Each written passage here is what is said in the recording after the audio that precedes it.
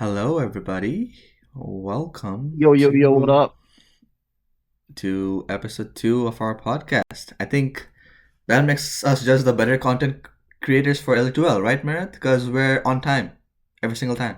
We're I on mean, time. Hey, Megaman was early this week. Megaman actually cooked this week. fair, fair. You know what? For this week's content, I'll give Megaman the props. At least he was on For time and his content last, cooked. I told Megaman to step it up. He did. I'm proud of him. For once, I'm proud of him. Yeah, I think Megumin did a decent job this week. But still, if you look at the overall picture, the first few weeks he was slacking, so I think that still is pulling him down. Yeah, so I think Low average, but like we respect people for the progress they make, not where they started. exactly. So, um, this week was the supposed to be. Well, first of all, happy Easter, everybody! I hope everybody had a lovely Easter weekend. I Yep, I hope hope everyone's Easter was really hopping. I hope everybody found a lot of eggs. Um, yeah, and this was supposed to be the final week of the regular season. I say supposed to because there's a lot of games that were rescheduled. I have no idea whose games were played. I should check that out in the results. I'll say this: 3 of the 4 series were played. The only Okay, one we're missing is Team Wild Daddy versus Team Power, and that okay. one's getting played. I don't know, on Saturday, next Saturday maybe, or Friday. Yeah. So the reason I decided to go ahead and do the podcast without the full series, all the series being done, is because I realized that the only games that mattered this week was Kyhua versus who did we play against? Who Uh, did we play against? That's crazy. I We played forget. against I don't remember either. Watkins maybe? No, not Watkins. No, Coplice. A Coplice, yeah. Yeah. So the game, the I only two remember. series that mattered this week in terms of having an implication for the rest of the tournament was Kyhua versus Coplice and Watkins versus Giraffe because I believe And though. Hollywood, granted. Like if Well, Hollywood won, like I know yeah. some of the results. I watched Hollywood's Okay. and so I'm a little cheating, That's but okay. basically the top half is all like super close and or was all super close going in.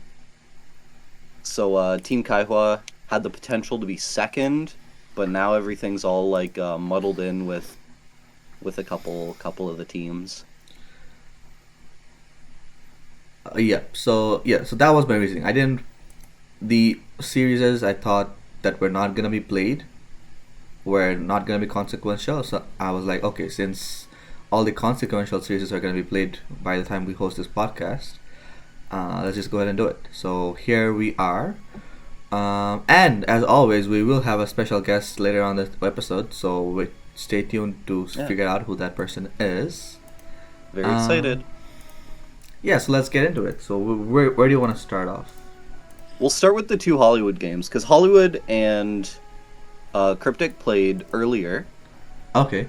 and their 2 games will be first one on the second page of the LD2L Season 21 on Dota tournament website, and uh, they were interesting games. I got the lucky position of watching them live, and both were very interesting games. So again, I'm cheating a little, but I have a lot to say. I have a lot to say. Which was the first game? The one on the second page. Um, what are the I don't remember the team names. What are the team names? JDMaxxxing and Samurai Jugg. Okay. Oh, whoops. I am downloading them. What? Okay. I know it's gonna auto open you into the game too. I hate that. No You gotta click on problemo. it, click match details. Okay. I hope my stream can also see this. Alright, let's look at this game. Give me a second to change my settings. I hope I didn't F everything up. If I did, I'm so sorry.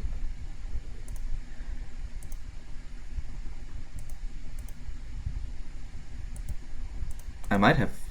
Give me a second here. I'm having issues with the game.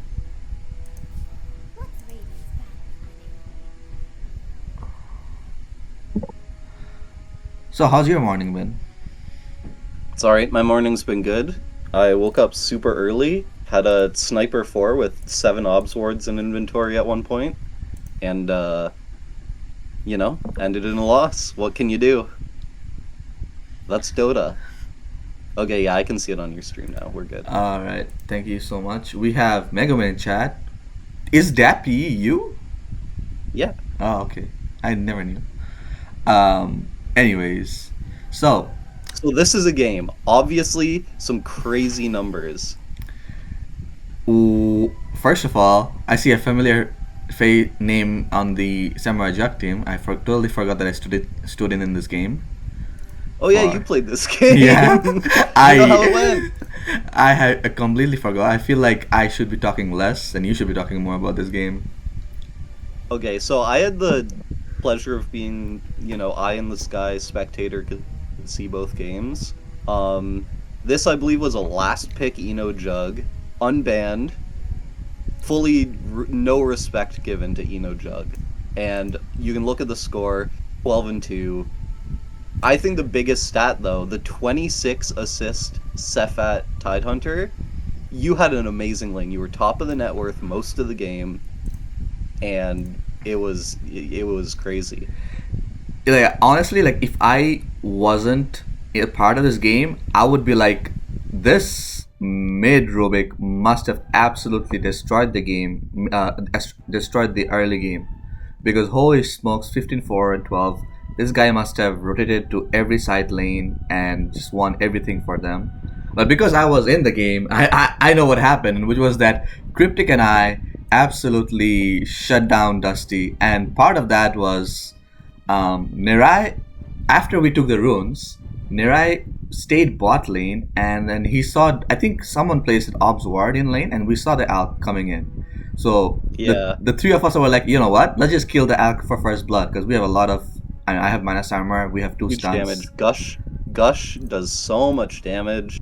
Yeah. The stun from I assume Cryptic went Bushwhack first Exactly. for that kill, and then the stun from Venge, like crazy disable, crazy damage, crazy slow from Gush, minus armor. It's everything you need. And the Alk's not that strong level 1. And yeah, so basically after that first death, me and Cryptic basically managed to do a good enough job zoning Alk. And yeah, basically that's it. That was the story of the lane. You just don't let Alk walk up to last hit, zone him out, and this basically meant that Dusty had no impact on the game whatsoever. Yeah. But yeah, I think there was a notable point in the game at about 4 minutes. JD had like 36 last hits mid on the Ogre, and Rubik had 9.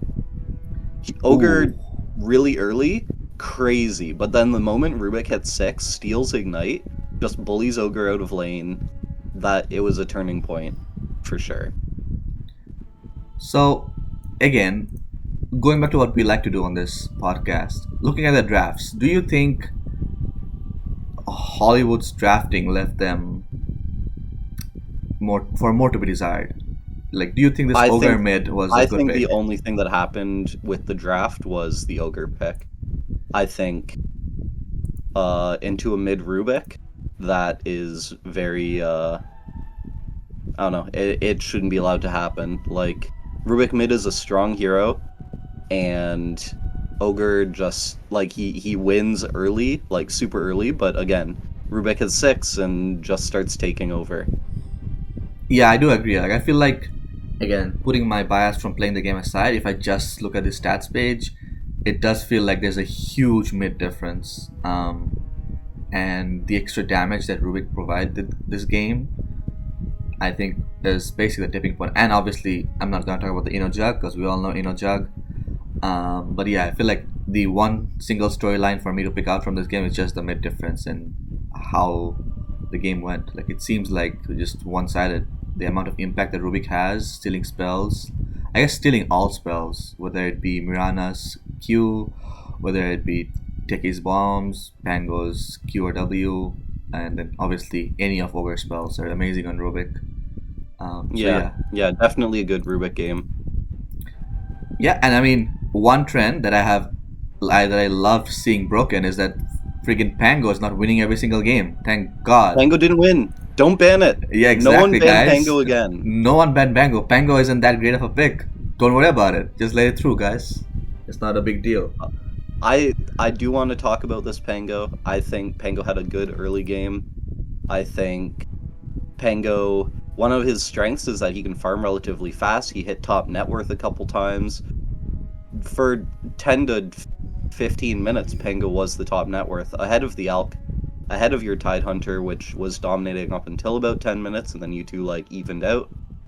And I was seeing good stuff from the Pango, but the one thing that I would recommend is Shard on Pango. Absolutely wonderful ability.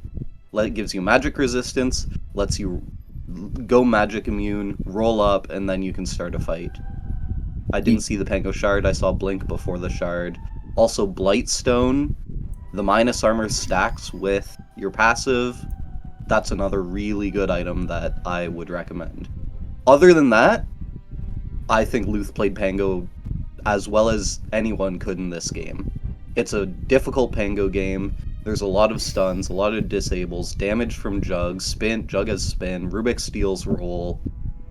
And then not having Shard, when Tidehunter gets Shard, you can just leash the Pango and he can't roll out, he can't swashbuckle. He's you know, as they say, dead in the water. Whoa, Mareth coming out with the puns this morning. I didn't expect that. I get one last question before we move on, and then obviously after this I'm gonna bring on our guest because I think he would be very important in the second game of this series. So looking at the build of Ogre and the Pango, do you think, again, I don't know if they do this with their team, do you think it would have been better off switching them? Because it feels like Ogre Magi went Hand of Midas and is now going for aura items, and Pango is still doing Pango items, and I think the Pango items are just better coming from the mid lane. So do you think they would have been better off putting the Ogre off lane and the Pango mid?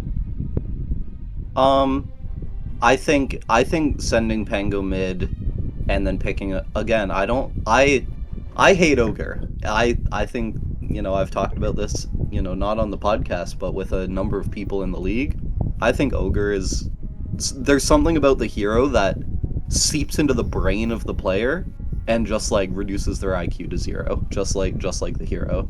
Like absolutely no intelligence. It's very, very difficult to find good Ogre gameplay.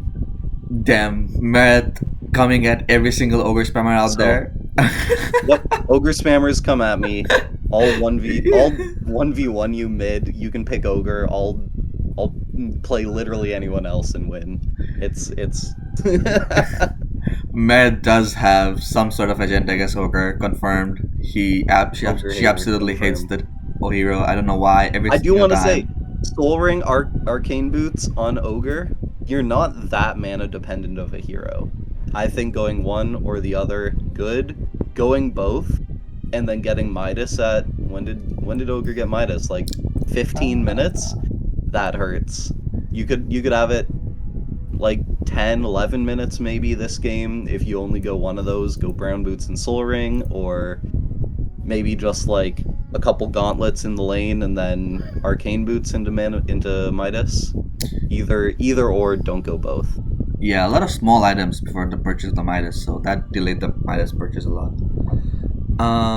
So yeah, not much to talk about. This first game was a stomp from the laning stage, and because they didn't really have a mobile mid that could exert pressure on the map, that meant the map collapsed very swiftly, and Cryptic's team basically took over the game, and then Jugg did Jugg things. So yeah, late game Jugg, like he knows how to play the hero. He's level 30 for a reason. Everyone knows about Jugg. You ban it for a reason. He got a rampage this game. Like, hats off to him. He did well. Yeah, I mean, in all honesty, I would say because Cryptic's Ting had a stand in this game, and because Eno is usually being pause 3, I'll give it to Hollywood. He maybe didn't realize how the standing situation would affect the team, if Eno would go back to pause 1 or would he stick to pause 3. So, Yeah. an excuse can be made. So we can move on to game 2.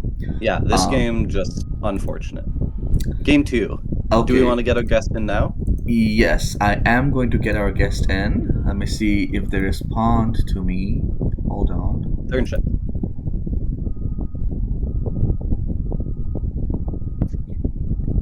Hello and welcome. Our Hello. guest, Wei, ni hao. Maridophobia. Welcome, Hello. Mirai, to our second episode. How are you doing this morning? I'm doing good. Guys got me up way too early, but make it happen. Yep, I'm glad that you were able to join us. We did cover the first game of your series this week, but we hope to get your input for the second game. Okay. Also, just a point of clarification, we actually have picked Jug for position 3 when it's gone through. I think we've picked it every time it's been open. Yeah, Okay. I mean, Eno Jug, it's, if it's through, like, why not pick it? Yep, that's been our strategy. I did not realize you Alright. guys played Boss 3 Jug. I am so sorry. I'm pretty sure if you gave Eno a chance, Eno would play support Jug. Hey, Probably. I mean, I can't see that going as well as a core Jug, but, if we run into you in playoffs, I urge you to try it. Awesome. I will take it under advisement. Alright, game 2. so Space Ace was this back was an interesting game. from his slumber. He decided to wake up and decided to actually play for his team and not leave his team dry and hanging. So shout out to Space Ace. Welcome back. Yep.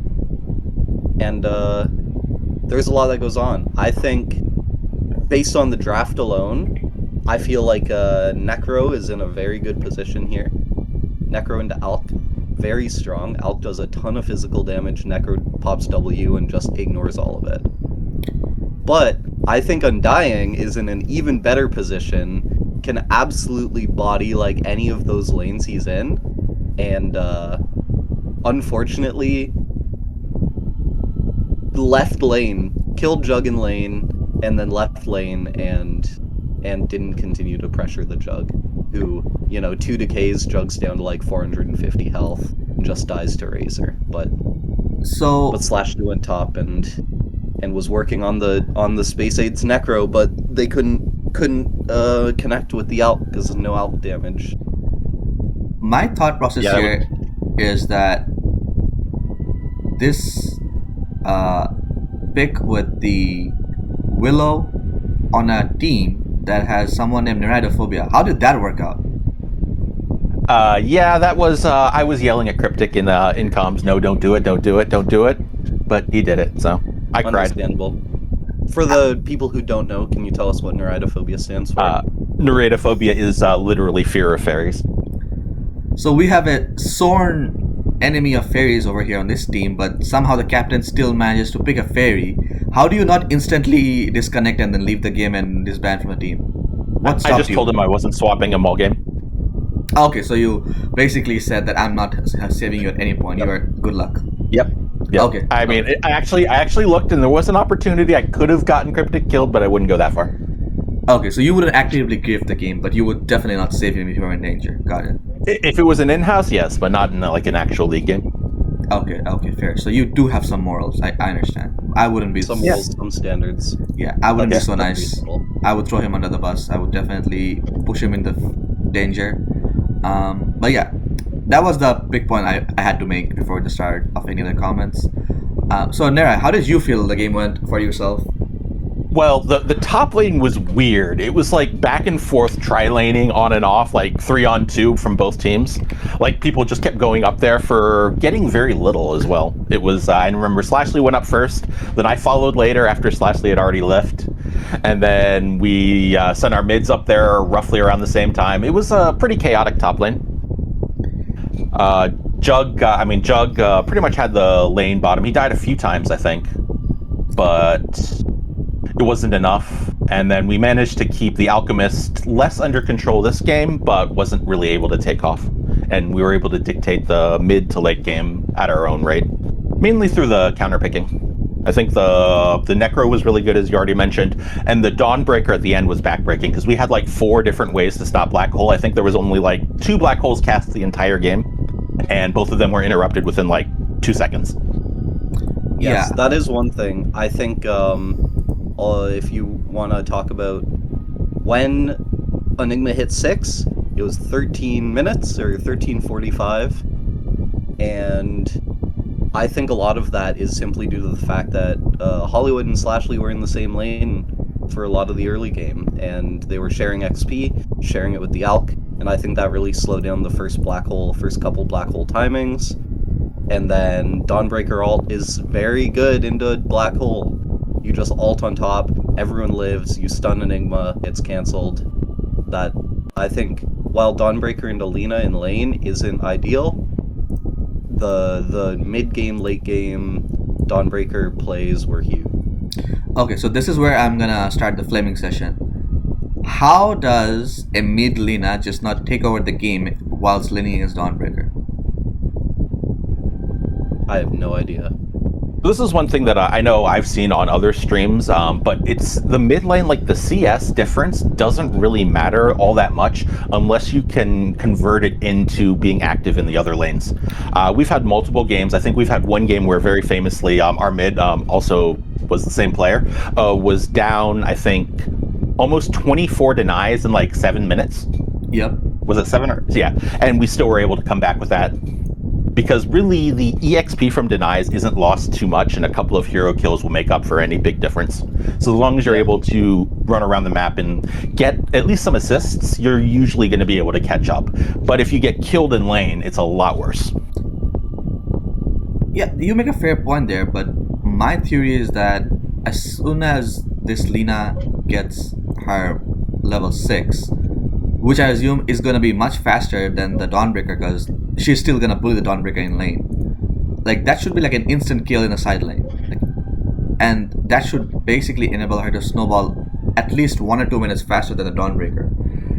Like, in my eyes, I just see this Lina absolutely, even as you said, network wise, last hit wise, denies wise, she should have been dominating the Dawnbreaker, but it seems like she allowed the Dawnbreaker to stay in lane, get the Dawnbreaker's net worth relatively high, and as you said, because the difference in the EXP from denies and doesn't matter that much, if you go even against in a lane that you're supposed to lose, you're very happy.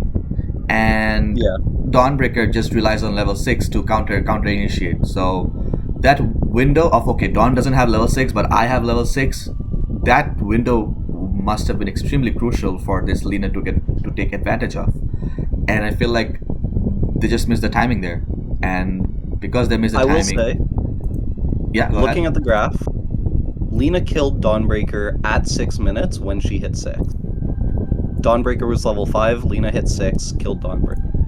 But, again, I don't think Dawnbreaker should be getting as many last hits. Dawnbreaker had 26 last hits, Lina had 30. Dawnbreaker Yeah. had 6 denies, Lina had 8. Dawnbreaker was ahead in net worth until that kill. And That's criminal to me. I mean, is it? that's criminal. Am I overestimating how much bullying Lina can do against Dawnbreaker? Like, is Dawnbreaker's Q and W sufficient enough? Because I'm like, am I misreading this matchup? What do you guys think? I honestly don't know this matchup. Dawn is one of those heroes I'm not super familiar with. It came out after I came back, but pretty much every time I've seen it, I've never seen that hero have to go into recovery. It doesn't matter the lane that it's been in. It can have a horrible lane, but usually it's just able to, stay mobile on the map and counter initiate, and then usually catch back up pretty quickly. Yeah, that's fair. And I think in the side lanes it's much easier to do because you can probably have a +1 stun that enables you to get your Q and W combo off. But if you're talking about solely about the mid lane where you have no, again, I'm assuming the supports didn't have much impact because you guys were tri-laning up top. It's like in a lane where there's no kill threat on the Lina is super far back with her extremely high range. You're spamming spells on Dawnbreaker. in my head, I'm just thinking this Dawnbreaker should have no game at all. Like this Lina should be ahead, miles ahead, and just didn't pan out that way. It seems like, and I think again that mid lane difference there of not having your Lina just absolutely dominate and take over the game and just rotate like crazy must have been very impactful, because if you don't create space for this Alp to farm, and they did have, like, I feel like Hollywood's draft this game around was much better in terms of being able to create space for the Alp, but it just seems like they didn't get out of the laning stage the way they wanted to, and it's just overwhelming healing. There's the saves on Cryptic's team, Dawnbreaker save, Venge save, then you have kind of a pseudo save in Necro healing, pseudo save in the Willow alt. So it's like, if you are not gonna burst these heroes down, and your only burst hero is Lina, and Lina is not miles ahead from the mid lane, you're gonna have a hard time killing people, and it almost seems like that's how the game panned out. And yeah, that works. I'd agree. Yep, there were a lot of fights where, especially just like the Dawn initiation, where it was able, counter initiation was allowed us to keep just barely in the fight without any major deaths, combined with the necro healing. So I think a lot of times they were underestimating the amount of healing that this team could pull out. Yeah, I mean, there are a couple other things I want to bring up about this game. As someone who was spectating it, I was very confused by some item choices. First off, we saw a earn into vessel bongo boots of bearing on Necro. Then, a minute and a half later, there's also a vessel purchased on the Willow. And then you start building drums of endurance into boots of bearing on Venge. So was there any communication about the double vessel, double bongo boot type item timing? That was mainly a communication error on our part, because we didn't realize that the Space Aids had already finished those two items as his first two items. That's not a normal build that we were expecting.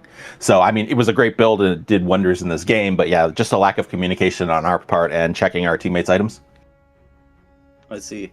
And I think we in the couple people I was watching the game with, we were all talking about how, you know, demoralizing it is losing to a team that has two vessels, or, you know, or if you lose to a team with two radiances or something like this. Do you think that the mental game of winning and having two vessels just like really was like stepping on their neck as they were down? I mean, I think that JDMaxxxxing came into this game already on tilt from the last one. So I think that definitely could have compounded a little bit. Damn. Yeah. These guys are on top of their mind games. Next game, we're going to see three vessels. I hope to see more vessels in the future. Holy. So we have Team Wild Daddy, who love to show their dominance by building Divine Rapiers, and then we have Team Cryptic, who love to show their dominance by just building more vessels and more bongo boots. So we kind of have a trend going on here, it seems. I wonder if the other teams are gonna take note and start building these triple atoms. Stefat, we need to go 5 Radiants in one of our games. That's our goal. Oh yeah, I mean, I don't know if Kyhua is gonna be kicking us out of the team for it, but I'm down to do it. I'm 100% down to do it.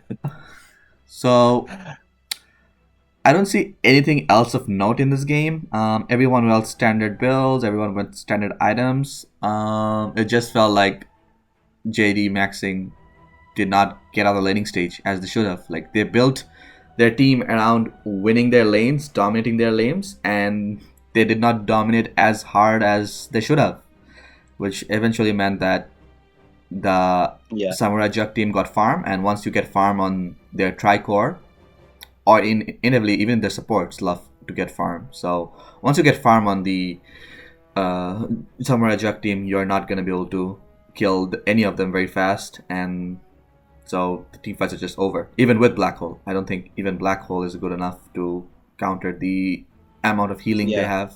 You'd have to hit a 5-man Black Hole, and that's just not happening with a Dawnbreaker in the game. She's going to play safe. She's going to play apart from her team, and then just ult in when Black Hole's dropped, and that's I think while it should have been more punished in lane, it was a really good pick for the mid game for the black hole counters. I think Hollywood, in front of their base, I think Hollywood landed a very good 4-man black hole. But of course, our not our Willow, our Dawnbreaker wasn't there, so we were able to turn the tables on that. And I believe we turned that into a team wipe. Yeah, exactly. It's the save is huge. Yep. Also, more props to Hollywood, though. He killed me and Cryptic in lane with the stupid Eidolons. I hate that skill. Okay, that was another thing. Hollywood fed so many Eidolons. With a Necro, like into a Necro, it had to be 1,000 or 1,500 gold by like 20 minutes that Hollywood had given away. Is there a way for me to Free see money. this? Unfortunately, no. Hold on, I'm just double checking. There must. I guess It not. just breaks down by creeps. Like Oh. gold received is just like creeps and then heroes and stuff. There's no Eidolon specific. I would love to see that though. Also, Tombstone gold given. I know that our team went a little bit ham on those tombstones and got us killed a couple of times. I believe that was Jugg's first death for Ramboing that tombstone at level 2, I think. Yep, I remember that. But then, it ended up just being Eno against Luth in the bottom lane, and a Jugg loves that. Like, a 1v1, Jugg can just spin away. Razor doesn't really have a ton of kill potential because there's no, like, slows for Jugg, and then Jugg can't really kill Razor for a while until he gets, like, Battle Fury and Yasha or something, but Jugg in this game, given the space, and as you saw, just ends up carrying. Yep. Also, did mention that he did pick up a windlace in lane just so he could be able to break those chains faster. I think he held I on to saw it for that. most That of the was game. huge. Yeah, so like he was never able to get linked for more than like a second. So that's like the big Razor defense against the spinning Jugg. But yeah, I wasn't able to capitalize on that and gave a pretty easy lane from what it sounded like. Yeah. All right. Should we move on?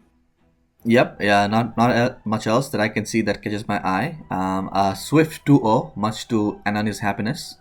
Anani didn't want to spend much time on stream on this series, and he got his wish. Swift 2-0 from the Samurai Jugg team, Cryptic's team, and JDMaxxxing. Again, much to think about coming the playoff season, about how to draft and how to enable the drafts. Because again, they need to be able to play the drafts that they pick for themselves. So yeah, best of luck to both teams in the playoffs. All right, so Do we want to touch on our game, Sefat? Or do we want to go to the GRAF versus ASU Farm Leaders versus Darkwing Ducks? I think we touch on our game because that's the other series that had implications for the playoffs. So Yeah. let's do that.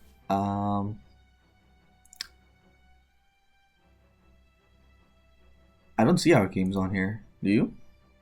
Oh yeah, never It's mind. Yeah. on the first page. Sorry. I went to the second page first. Who's the first game? First game was okay. I see. Yeah, the PL against Mareth as the carries.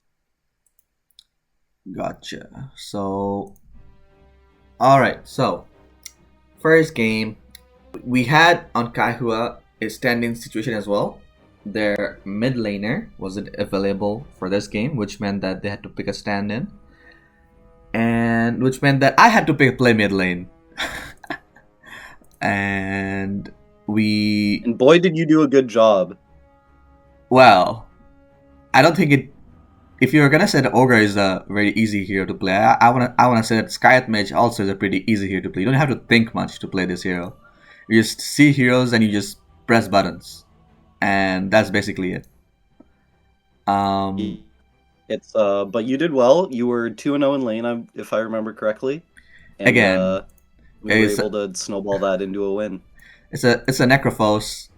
It's Necrophos into Skyat Mage. Not a very fun lane. Well, Necrophos lane pretty well because again the sustain. I don't really continuously hit him because he just can stand in lane and kill me. So I have to play a bit further back. So Necrophos did have a lot of net worth coming out of lane, but again, good rotations from Gotham once or twice meant that I got as soon as I hit level 6, I was able to kill the Necro. Basically make sure that the Necro never snowballed out of control. And as long as the Necro didn't snowball out of control, I think we had that game because, again, we have the Muerta, which is a solid counter to PL. I think you did have a rough lane this game, Mareth, on This lane was, well, that's the Gotham effect. I know last week we didn't go over our own games, but Gotham was level 1 for quite a while and then rotated mid a number of times, and I was more or less 1v2. But he puts his all into giving me the best 1v2 I can get, so it ended up working out. I didn't feed that much. I think I had like 2 deaths in lane, or 1 death by 10 minutes, and then died again at 12. But yeah, the PL was outlast hitting me. The Witch Doctor was just being quite a bother. The Maledict, it hurts. Yeah, I think looking at the graphs, the side of Coplice really did have a big advantage, net worth advantage of us, like over us in the early game. But when I shouldn't say big advantage because the advantage is they have a little bit gold on the pause 1s, and on the pause 2 and 3 it's still like around 200 to 300 gold. So they had like around a 1k lead at 10 minutes. So even though they were ahead of us, we really didn't allow them to get too much ahead of us, which meant that we were always in touching range, and if 1 or 2 kills our way would mean that we are always gonna come back into the game. And I think we did that very well. Again, our supports were very good in terms of ganking people, setting up kills for us. I think we drafted a really good combination of heroes in terms of being able to catch them. Even though we lacked stuns, we didn't really feel it in the game because of the Elder Titan Stomp, my slow, and then Speedbreaker obviously charging in. And again, I think Speedbreaker is just a busted hero this patch. I don't know what everyone else in the league Especially against thinks. heroes with multiple components like PL illusions, Meepo clones, things like that. Breaker does so much damage. It really worked out. And then Muerta, of course, had a good lane, and once she gets Lincoln so she can't get doomed, that's when you see the net worth really start to go in our favor. Do you have any comments on this game, Nerai? Were you watching this game? Do you have any... I watched it afterwards because I was actually standing in on Giraffe's team, so I wasn't able to watch it live. I did find the Elder Titan interesting. Haven't seen that guy in a while. He definitely had a big impact in the game, set up a lot of things. Also, the Spirit Breaker and Skywrath worked better than I thought it would. You were able to set up without an Atos several times. Got a few kills off that with the ulti. Yeah, for sure. I think that was something that I didn't think of when we were picking the hero, but as soon as we got into the 5-man, like we had our 5-man setup, I was like, oh, Spirit Breaker can just charge in and ult somebody and I'll always able to guarantee land my ultimate. So yeah, it was a good after the fact thought that we had, and then Gotham obviously is always looking for opportunities. Yeah, I think I would say this was a nice clean game we had. Again, not to brag too much about our team, but I think every time we win games, we always have nice clean wins. We don't usually suffer that much. Like even if we are losing the early game, we do manage to hold out the game in a clean manner. We don't feed deaths here, there, everywhere. We manage to get our farm and then make comeback kills happen. So yeah, so I think again a nice clean game for us. We were able to do what we needed to do. We let Mareth farm for a bit after the rough laning stage, get her items, and then yeah. So I think it was a very, very decent game for us. I think in terms of the draft from Coplice's team, do you think having the Necrophos on the mid lane was a wise choice, or should they have gone for another mobile mid laner? I think seeing the Skywrath, there's a chance they thought it was Spirit Breaker mid. I think there's a chance that they didn't expect the Skywrath, and then not knowing our last pick, like Necro, we had the final pick, and they picked Necro 23. We picked Muerta 24. I don't know what they could have done. I think that last pick just really sealed the deal. I see. So yeah, I guess what you would say was this definitely an outdraft then. Again, Just in that last pick, I think right. everything else in the game is pretty even, but then Muerta just deals with PL very well, deals with Necro, can shoot through the Ghost Shroud, and then leans well into Doom because she's a ranged hero and has her fear, her dead shot. Absolutely. This pick on the 24th, the Muerta, definitely heavily carried us to the game. So we again, I forget who it was that suggested it, but shout out to them. Maybe it was Gotham. Maybe it was I feel Araman. like it might have been Gotham. I'm not Yeah. sure. But yeah, shout outs on the suggestion. Really popped off. Mhm. I don't see any weird or janky item builds. But I do want to ask you, Meryl, how does playing the old Guardian Greaves Pipe of Insight build on Razor feel? Does it feel strong? I see you went Bloodstone as well. I think that game, it felt like once I got a pipe, it felt good, but into the lane, it was very rough. But I'm not sure whether the other build would have been better because PL's hard to kill, and Witch Doctor still does a ton of damage, and I can't just like man up on a PL Witch Doctor. Yeah, that's fair. I feel that the Razor global taunt, having to kill the Razor and not being able to, definitely did secure you a lot of the middle game as well. There were a couple of instances where I know multiple heroes were chasing Mareth around, and only to 2 or 3 there, and then top, I got doomed. Huge Echo Stomp came out, saved my life. I got the pipe off. I got Guardian Grease off after after Doom ended, and we were able to turn that fight as well. because I think up to that point, like Sammy was dominating the net worth chart by like several thousand gold. Remember correctly. But yeah, then it started turning around, and then Kyhua started taking over, and you started getting kills on Sammy in the mid to late game. Yeah. Yeah, is Sammy a new addition to Coplice's team? Sammy's a stand-in this week, or was a stand-in yesterday.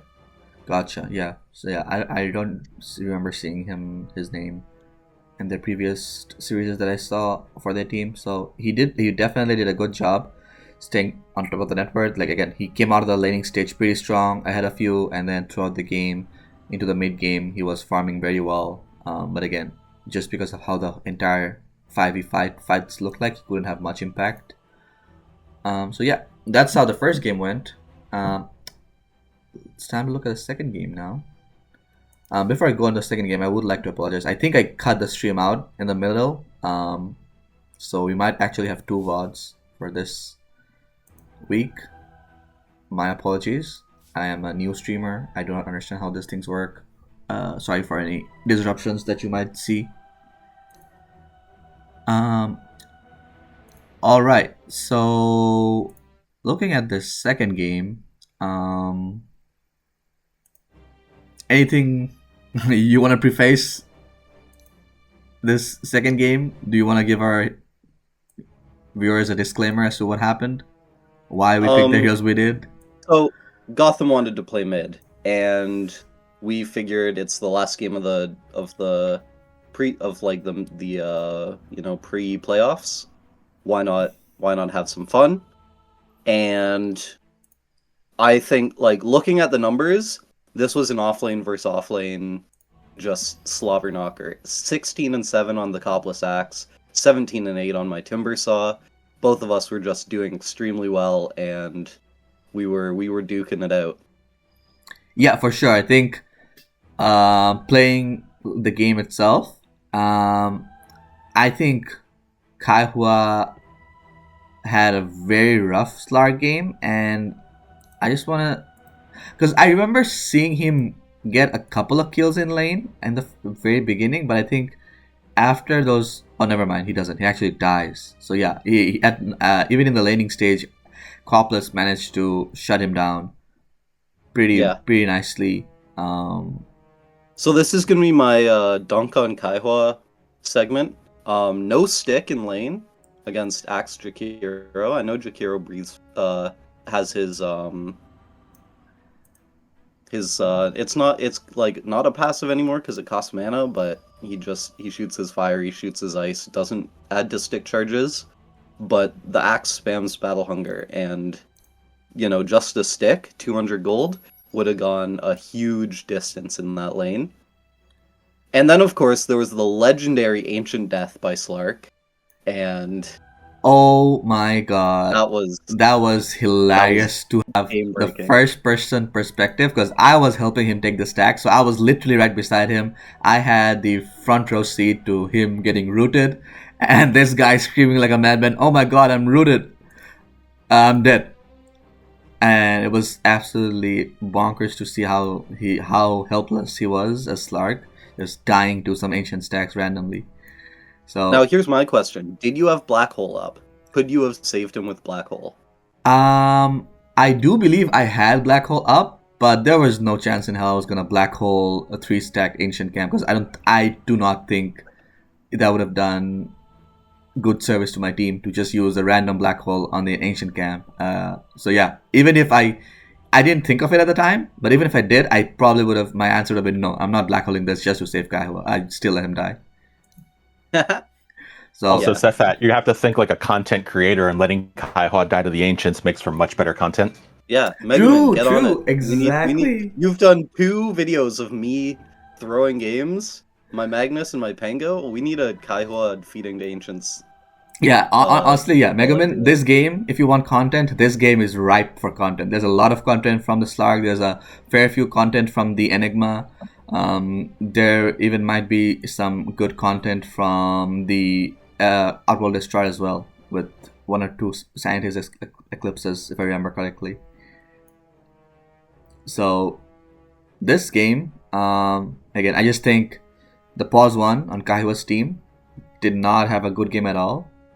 And I think because of that, even though the OD was managing to get some heavy damage out, I think just the way the Coplice Axe and the Blue Jay Anti-Mage were playing the team fights, it meant that there was no easy entry because, again, Slark's having a bad game.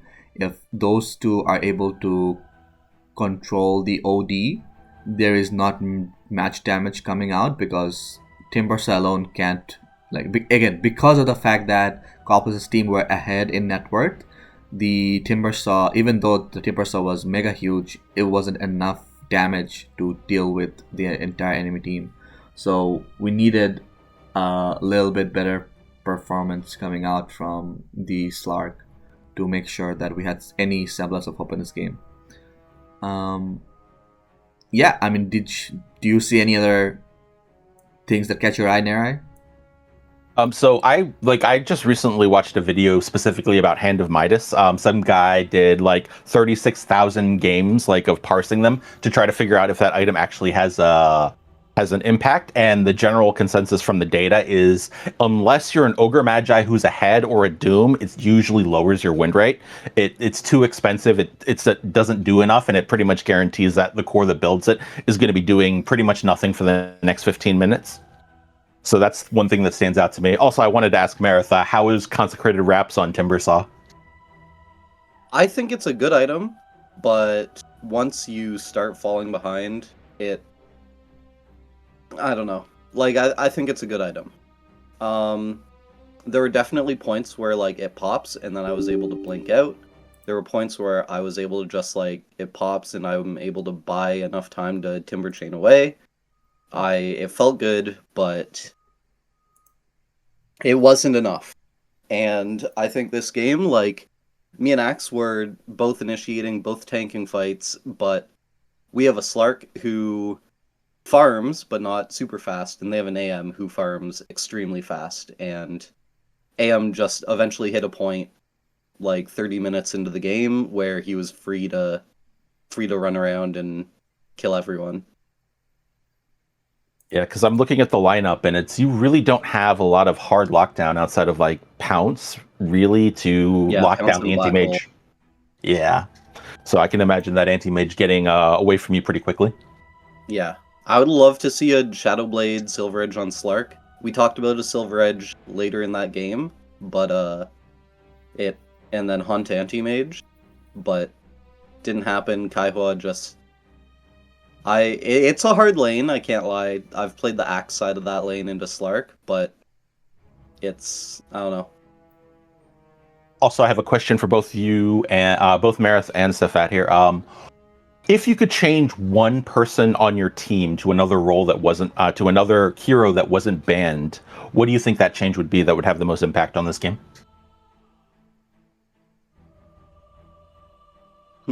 That's a good question.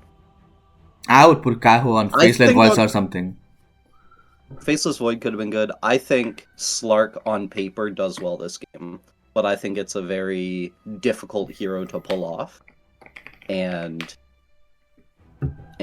maybe the Slark could be changed. I think we picked Outworld Devout or Outworld Destroyer, I want to say 17, and then they counterpicked us with the Lina last pick in 23, I believe. And if in our infinite hindsight wisdom, I could change the OD to a hero that does well into Lina, then maybe that, but I don't know, one of those two. Faceless Void could have been really good. Yeah, no, I think if in my hindsight wisdom, I would definitely put Kyhua on a Faceless Void hero of that sort. I think we lacked that kind of damage output, or like just go in and kill a hero from our pause one. Because I think the main situation, even though it might seem like we're lacking stuns in this game, we did manage to pseudo control their heroes. Like there's always the threat of a black hole for all their cores, so they're kind of reluctant to show their positioning, which is kind of like, okay, if they're not gonna position properly because of that, that's kind of helps our team, because then our team gets to go in, a Timbersog can go in, OD can go in, Elder Titan can set up with stomps and easily cancel Witch Doctor ultimate. So there's that kind of pseudo control happening in the team fights. So if we had someone that can take advantage of that and then not get absolutely shut down in the laning stage as Slark got, I think we would have fared much better in this game for sure. One other question about this, because I always ask these kind of questions to myself about losing matches, is what single ban would you change out that would have changed a lot of things for your team, knowing how this game played out?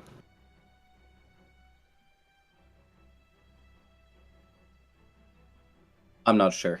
I think I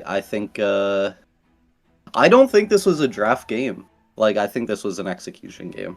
But Fair. And Yeah. that happens. I mean, the way I would answer your question is that, okay, so even if, again, my head immediately goes to Axe, because Axe was the single greatest problem in terms of dominating Slark's game. So if I ban out the Axe, they still probably pick an Axe-like hero to counter Slark's lane. So let's say they pick another kind of lane dominating bully that Slark paired with Jakiro is gonna make Slark's life miserable. Like, it's still gonna make a Slark's life miserable. If it's not Axe, some other lane bully. So even if we ban the Axe, Slark still might have a bad game. And so at that point, it's not really down to the hero, it's down to how we execute our draft. So yeah, I do tend to agree with Mareth where that no matter what hero we ban out, in my case, I would suggest the Axe. I think Slark would still have a bad lane, and then you would still need to maybe itemize differently, play the map differently. Maybe we help the Slark more on our supports, and to enable the Slark to get a few more kills and recover that way. Maybe we weren't doing that enough, and so yeah, I think it's more down to an execution or team strategy. Let's put it that way, team strategy in terms of how we wanna enable our cores as supports on cores, and as vice versa, cores on supports. So yeah, I think that's what happened there. So yeah, that was the second. That was the second of the two series that I wanted to focus on this week in terms of having impact on the playoffs. And you want to talk about the playoffs themselves a little bit. So I'm gonna try and pull up. Are the team standings updated by now, or are they not? everyone All of them, but I believe, Wild except Card. for... Yep. Okay. and Power. But those ones, I don't think, even if Power 2-0's Wild Daddy, I don't think it really changes. I think they're still first and eighth. So Okay, then just pulling it up. so yeah, I think good thing to pull up. There's some really I was looking at it. I was talking to people about it. There's some really interesting tiebreaker scenarios here. Yeah, how do those actually work? This is my first season, and I didn't see too much about it in the rules. It's also my first season, but I saw Greg send a message basically saying it uses the head-to-head matchup, and then there's a rule for using the head-to-head matchup, and then eventually a coin flip if it's just tied all the way down. And the interesting thing is we have a three-way tie that people will see between Cryptic, Kyhua, and Hollywood, I believe. And Yes, that Kyhua, is correct. Team Kyhua, beat Team Cryptic 2-0. Team Cryptic beat Hollywood 2-0, and then Hollywood only won 1 to Kyhua. So I don't know how that head-to-head is all going to work out in that three-way tie, but it's going to be interesting. I was talking to I had a couple messages back and forth with Giraffe about 1v1's mid, whether it's like possibly the captain's 1v1ing mid, possibly the lowest rank MMR player 1v1ing mid. And then I was talking with Megaman, Lord God Megaman, content creator, genius extraordinaire. What if we did a 5-person versus 5-person 1v1 mid, where everyone has like a game, and if you lose, you're out. But then, so like for instance, if it was Team Kyhua against Team Hollywood, we could start with like say Gundam and JD, and then whoever wins goes on, and whoever loses is out. And then like I would come in, and if JD won and Gundam lost, then it would be me against JD.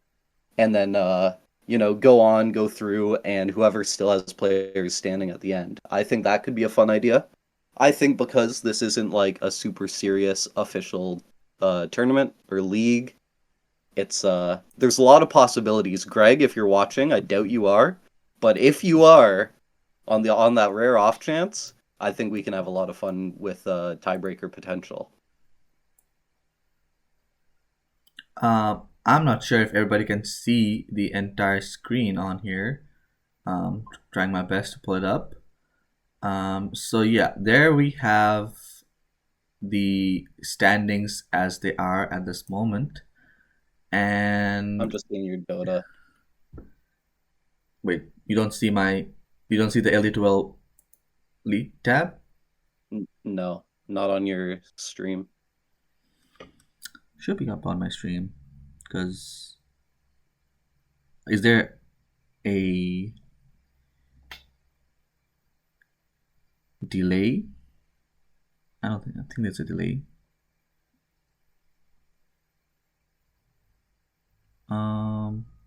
Anyways, so the three-way tie, they said that, okay, as far as I'm aware, it's supposed to be 1 playing 8, right?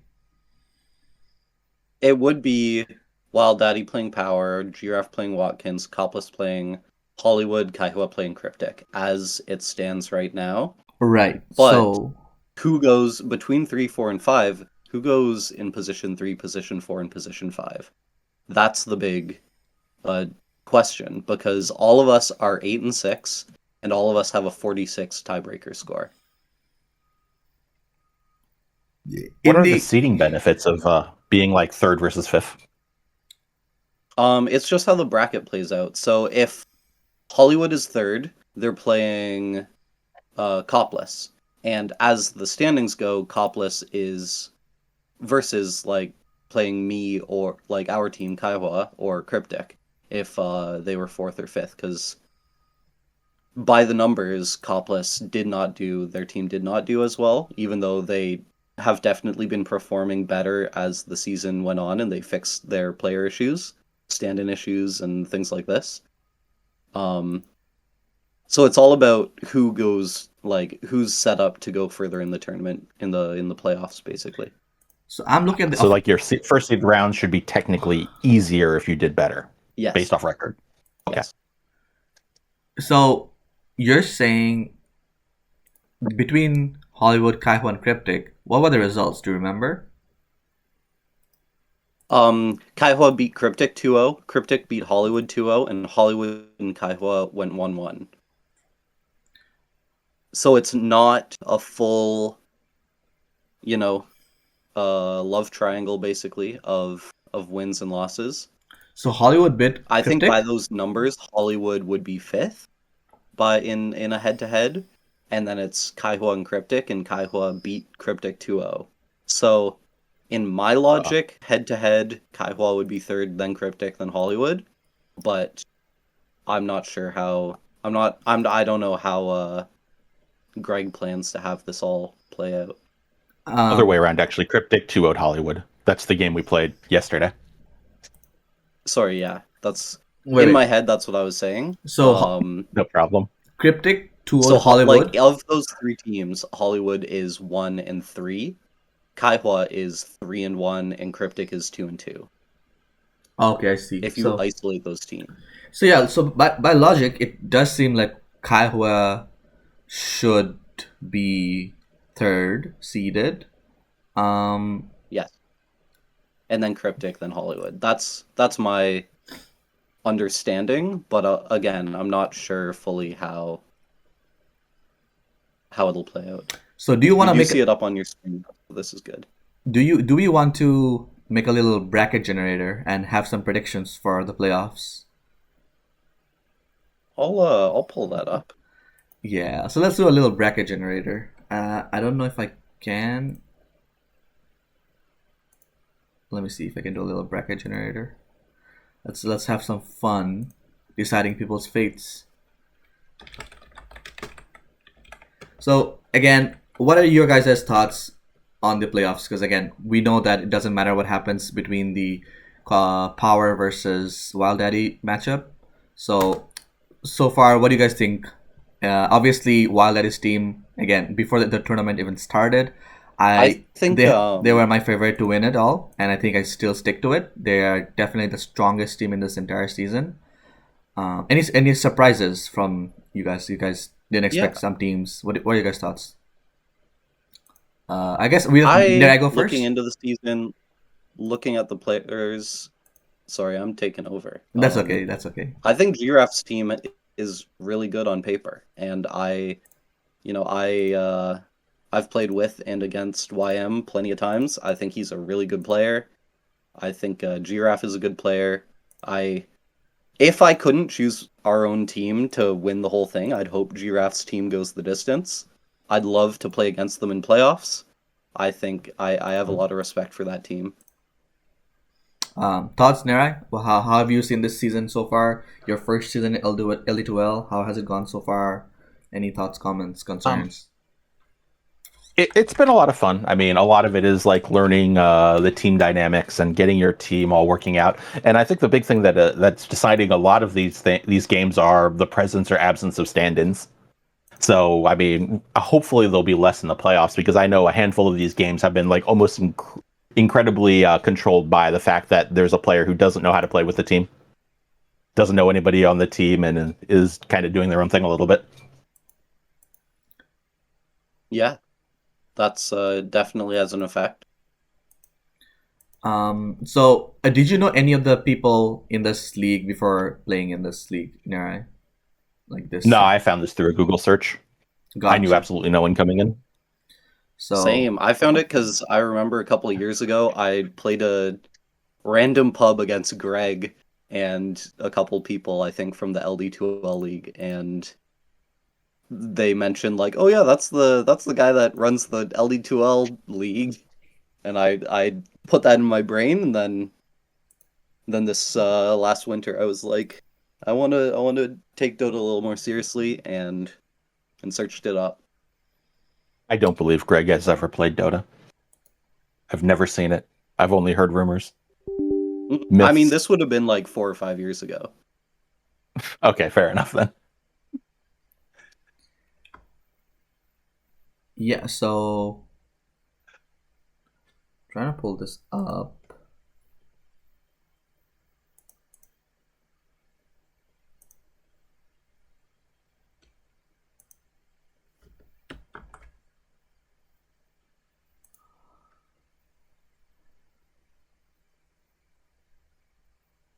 So you don't think anyone can beat Wild's team? Because I don't think so. And having played against that team myself, I think last week or the week before, yeah, they're a very strong team, and I think other teams are gonna have a hard time coming up with solutions. Yeah, definitely the favorites, but I think they're definitely beatable as well.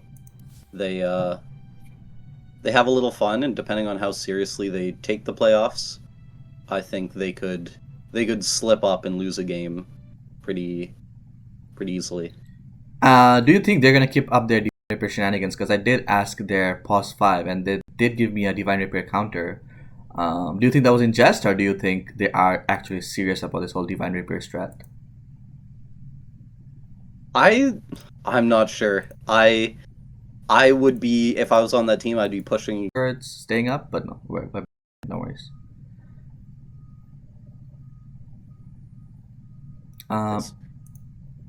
Yeah, my apologies. Again, like I said, I'm a noob at streaming, so having a little bit of. It's all right. We're just switching over to the bracket, getting everything set up, and then we'll go through our own fun headcanon of how playoffs will play out.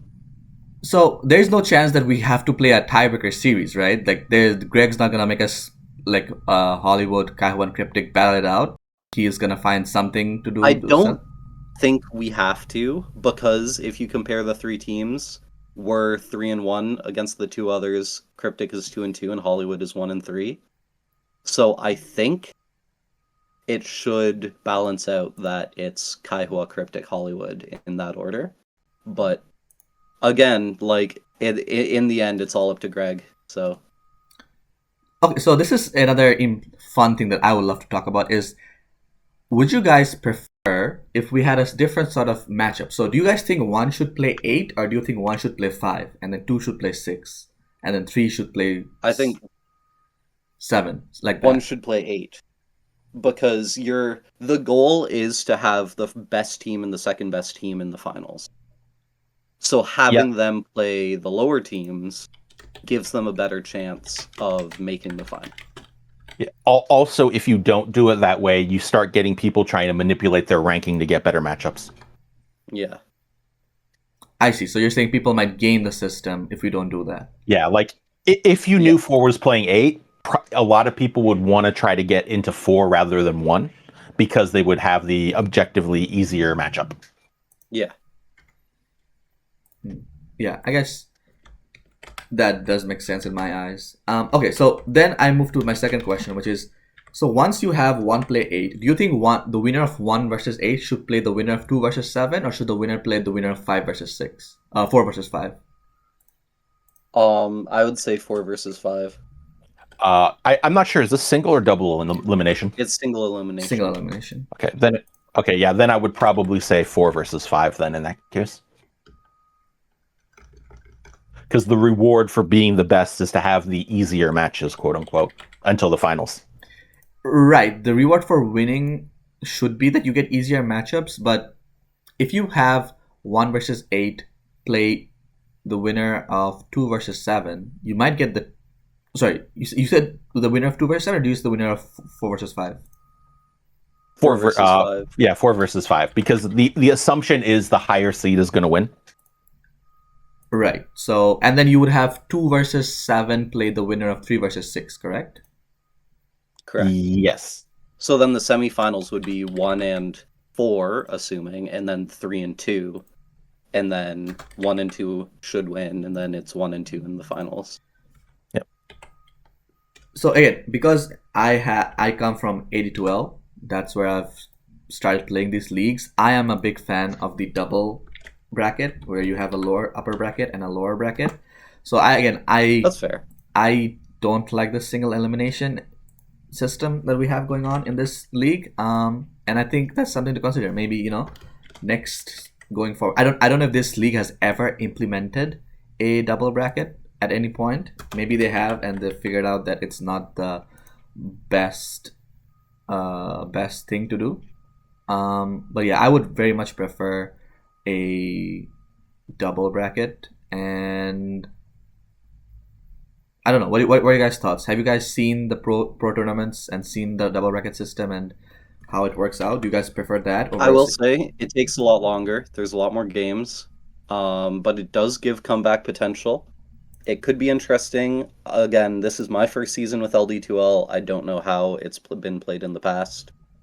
My goal, personally, is I just want to beat Hollywood. Like, that's if I can mog Hollywood, that would be great. Whether it's single or double elimination, that's all I want. So it sounds like you didn't do too well in your matchups in the group stage? That was a 1-1, and I won both of those games. Kyhua didn't. Okay.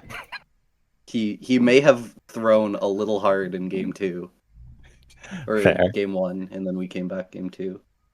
All right, so you gotta show Hollywood how it's meant to be. Yeah, exactly. All right, I see the bracket. All right. Do you still see the bracket, or is it gone away? No, it went black. Gotcha.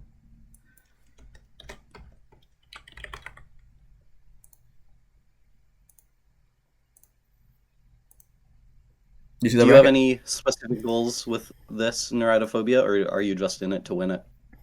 We're gonna go as far as we can. I mean, realistically, I don't think we're going to win it, but I think we can do pretty well. Hopefully, at least get to the semifinals. So, I just put. Can you move your screen capture area down a little, and to the right?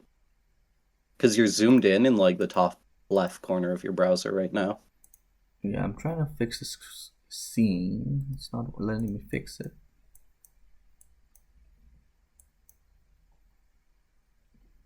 Yeah, there you go. That's what we need. Is it okay now? You went to LD2L season 21 again, but how about now?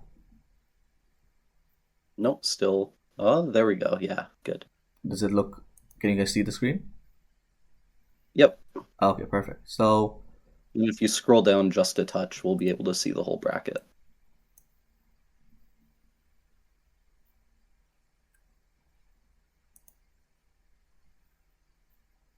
Are we good?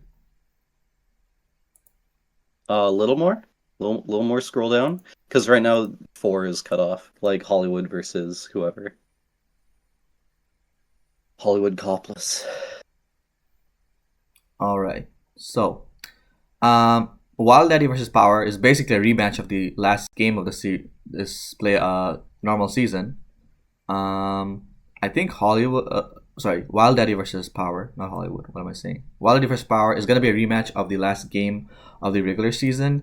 My prediction's a quick duel. I think the same. I think at this point, Wild Daddy is a very strong team and will most likely make finals. What do you think, Nerai? Yeah, I would be surprised if Wild Daddy's team isn't in the finals. Fair assessment, so that we're gonna go with that. All right, then I have Kyhua versus Cryptic in the as a 4-5. What do you guys think about that one? In a Kyhua versus Cryptic, I mean, Kyhua won in playoffs. I think Cryptic's team has been playing really solidly, though. I think that would go I think it would go to game 3, because these are best of 3s in playoffs, not best of 2s.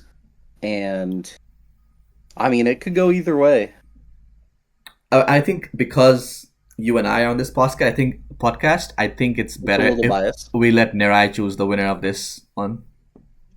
I Well, agree. I'm going to think about this for a little bit because I know when we played you, it was still, I think it was like week 2 or week 3, and we hadn't gotten our team together. We had some inner team issues with positioning and positions and such that we hadn't solved. I think we've gotten a lot of those down now, so we're definitely going to be a lot more of a challenge. That being said, I'd probably say I would agree it would probably go to 3, but I'm not entirely sure how the last game would go though. Yeah, because I think it because this depends on if podcast you is let each entirely other through. biased. Let's Yeah. let's put this one aside for a moment. If anyone in chat would like to give us an answer, we would love to take your answer. Yeah, Coplice, if you're here, tell us who wins. I will tell you though that we will win if you let us get Jug. Yeah, Mm. that's fair. And I will let 2-1 you know. cryptic. All right, send it. 2-1 Send it cryptic. 2-1 cryptic. Let's go. We have an answer. Coplice, no faith, but I respect it. All right. So next game, Watkins versus Giraffe. What do we think goes on here? Because I think this is again a swift 2-0 for Watkins.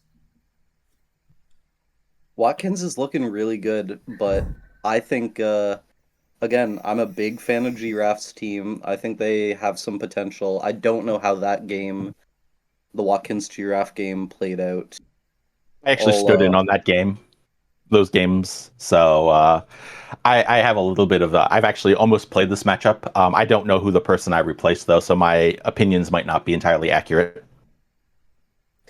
What's Watkins' team? Is it Darkwing Duck? Yeah, Darkwing Duck. So Darkwing Duck's Watkins team did beat Giraffe's team both games. So I think Watkins is the favorite in that matchup. I think the Giraffes team will definitely put up a better showing though once they have their full roster. Yeah, for sure. So let's say 2-1 to Watkins. That 2-1 sounds fair. Yeah. Yeah, we're gonna go with the 2-1 to Watkins. And then finally, Hollywood versus Coplice. I'm saying Coplice. I think the last couple weeks, Hollywood's team just not connecting. Yeah. Yeah, I think I would incline to say the same. Although, is it gonna be a 2-0 or do you think it's gonna be a 1-2?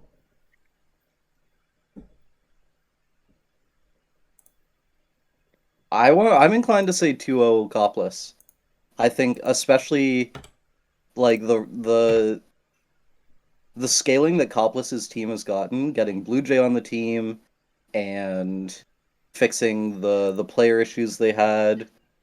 I think Coplice's team is definitely like looking like the underdog this playoff season. Would you say otherwise, Nerai, or do you think same?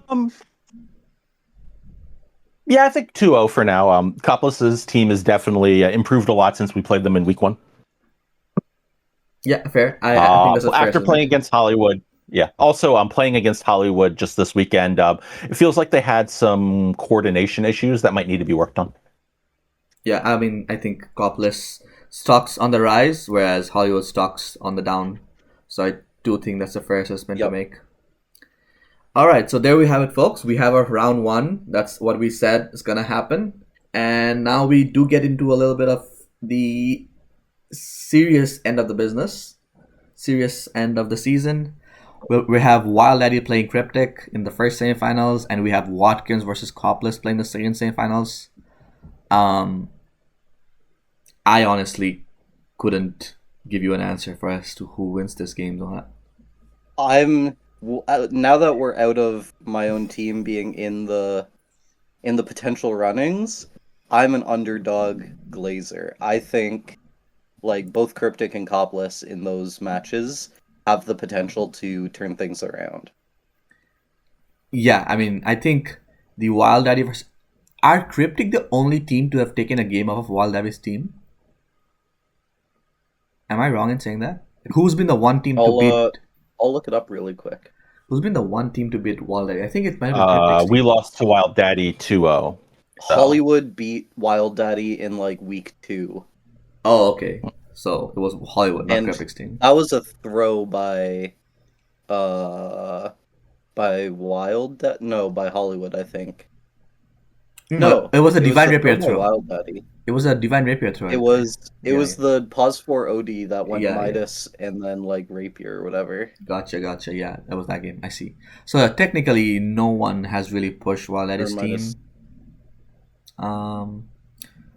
So I know I said I couldn't give you a solid answer, but again, I thought the reason I said that because I thought Cryptic's team was the one that took a game off of Wild Eddie's team, but now that I have new information, I'm inclined to think that Wild Eddie is winning the series. Do we have any naysayers? I'm okay with that. Maybe 2-1, but yeah. Yeah, I think it might be a 2-1. It's gonna be a close game, but again, I think Wild Eddie's team does have the more firepower. You agree, Nerai, or do you have another opinion? I'm going to refrain from any hard comments on this Bez because I'm biased on one of the teams, but I would hope that my team can take at least one game. Fair. I think to say that your team can't do it would be a very strong statement and against your own team's morale. So I like those comments. And I'm also saying that it's not impossible. We definitely have ways to clean up, improve, and we can also improve on our scouting. It's not impossible, but it will be difficult. For sure. Yeah, and then with the last semifinal, with the other semifinal, we have Watkins versus Coplice. This is gonna be a spicy, and I hope this is some 1 hour bangers, because oh boy, I cannot give you an answer if you put a gun to my head. I do not know who wins this series. I would love to see this series happen. I think both of these teams, especially with again like Coplice team, we're glazing a little, but I think Coplice team has a lot of potential. It'll be a game 3. I think yeah, like Coplice is saying 11-3 versus 4-10, but those 4-10, the 4 are the last like 2 or 3 weeks. Like Watkins, I think you ban the Shadow Shaman and you're fine. Well, looking at Coplice in chat, one of the people who probably knows better than us saying that it'll probably go 2-1 to Watkins. So, do we know what the result of the season was? What happened versus Watkins versus Coplice in the season? I'm pretty sure they won, but I'm pretty sure that happened pretty early. Can you double check that? What is Watkins' team is Darkwing Ducks. Yeah, Watkins 2-0'd, but and Shadow Shaman was banned. Crazy. Watkins too good. Yeah, I mean, I think I will use my STEM brain and prefer to side on the side of statistics and say that Watkins is gonna go through on a 2-1. Do we have any naysayers in this chat? All right, yeah, I'm okay with that.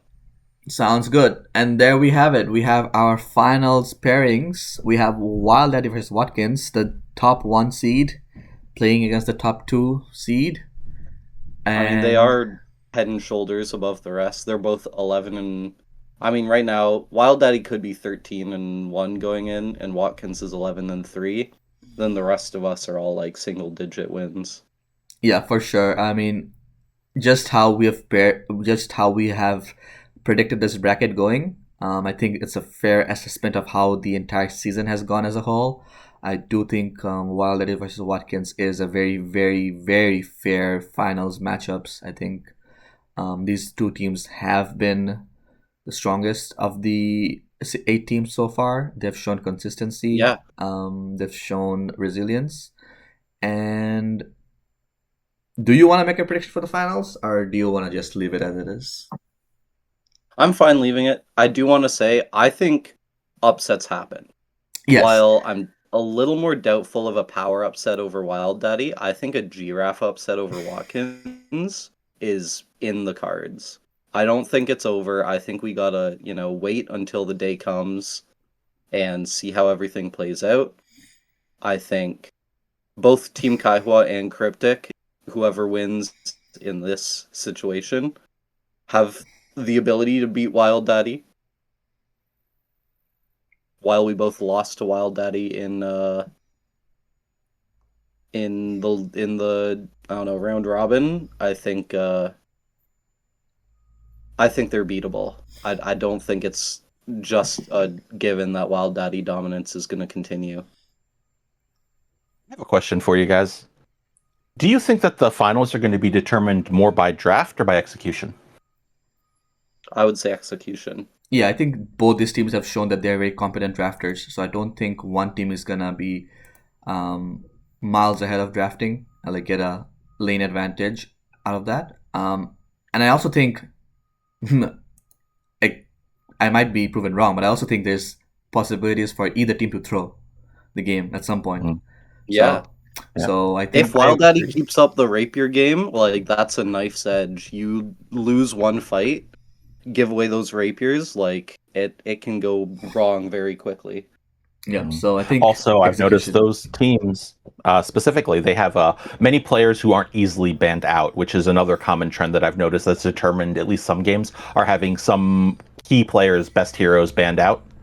Has Yeah, turned for around sure. some of these games and groups. Yeah, for sure. There's a lot of flexibility in both these teams.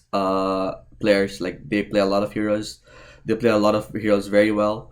So I am very excited by this final matchup. I think it's gonna be spicy games. So yeah, I'm really hoping for a good showing from these two guys. Also, when does the next season start? No idea. No idea. Yeah, And I'm already excited. maybe we get Greg on in the final episode of this podcast for this season, and Oh my god, if we had a Greg guest speaker in like going over semifinals or something before the finals, that would be yeah. Greg, do it. Come on. If you're We need hearing Greg. this, you can use this as an advertisement portal. This podcast, give shout outs if you wanted to, or tell when the next season is happening. Throw us some spicy rumor content if you wanted to. Okay, so that brings us towards the end of this episode. Well, before I get to the closing ceremony, I would like to say that this bracket that I pulled up, this is in no way indicative of what the decisions are. We don't know what the official decision is going to be around the tiebreakings. We're just making things up. So it might not even be that Kyhua plays Cryptic or Holly plays Coplice. We could have very different matchups. So we're just speculating what could happen. It's up to the admin's discretion as to what the actual matchups are going to be. So don't see this bracket and think that's what the actual bracket is going to be like. All right. Yeah, stay tuned. Check out my Goat Megaman's content when things are updated. I know he'll bring up very good content, very good predictions. He's always accurate, never wrong. And we'll see what happens. I wish you all the best of luck, everyone in the league that's playing in the future games and in the playoffs. And thank you, Neuroidophobia, for joining us today. It was a pleasure. Thank you for having me. Yeah. And I hope to see everyone next week when we start discussing playoff games as they happen. Thank you, everybody. Thank you, Nerai. And best of luck to you, Nerai, for your playoffs. Best of luck to everyone else for their playoffs. Please keep making throws. Please keep making weird builds. Please keep buying Divine Rapiers and multiple Radiances, Spirit Vessels, Bongo Boots. We love the content. We love to flame you guys. So yeah, thank you for all that you do. And we'll see you next week. Keep disrespecting the Jug and letting it through. Please, I appreciate that. Also, I wish you guys the best of luck in your games, except Thank for you. when you're against us. Nope, you're wishing us the best of luck in every game. God damn it, you got me. I guess I will. All right. All right. See you later, everybody. Bye. Bye-bye. Bye.